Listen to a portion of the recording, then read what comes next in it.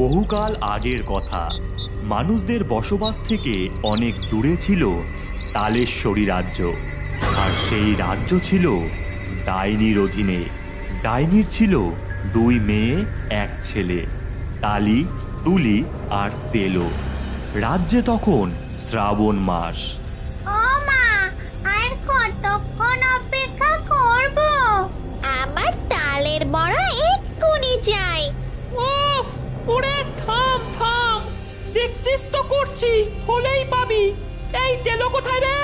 ওই তো দেখো, সব তালের ক্ষীর একাই শেষ করে দিচ্ছে।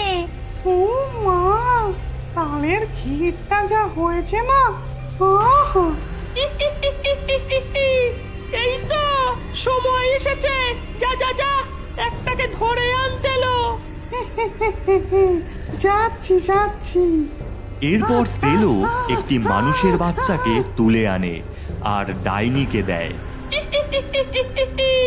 যাও বাচ্চা, তুমি পুরে আমার স্পেশাল তালের বড়া তৈরি করো। মা, ও তো মরে গেল। এবার আমরা কার সাথে খেলবো? দূর, তুমি প্রতিবারই এমনটা করো, ভালো লাগে না। উড়ে উড়ে আবার নতুন শিকার আসবে, অপেক্ষা কর শুধু। অন্যদিকে কুসুমপুর গ্রামে ও মামা, ও মা, মনটা বড্ড তাল করছে। মা মা, তালের বড়া আর তালের ক্ষীর খেতে ইচ্ছে করছে মা। বাবা, জানিসই তো বাজারে একটা তাল 100 টাকা। সেই সামর্থ্য কি আছে আমাদের? মা, ওই যে তাল বনে শুনেছি নাকি অনেক অনেক তাল হয়। খবরদার খবরদার, একদম ওই পথে পা বাড়াবি না। তোর ওই বাগানে তেনাদের কাদের মা? ও কথা মুখে আনতে নেই বাবা। যা, এখন বন থেকে কাঠ নিয়ে আয় যা। এরপর 2 ভাই বনের ভিতর কাঠ আনতে চলে যায়।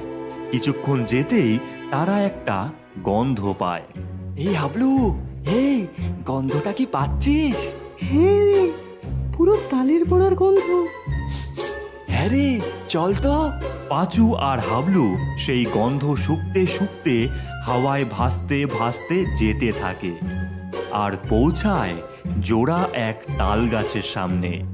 এই দেখ হাবলু, গন্ধটা এখান থেকে আসছে, এই বড় তালটার থেকে। চল পাঁচু, বাড়িতে নিয়ে যাব, মাকে দেব। হ্যাঁ হ্যাঁ, তাই করি চল, মা ভীষণ খুশি হবে। পাঁচু যেই তালটাকে ধরে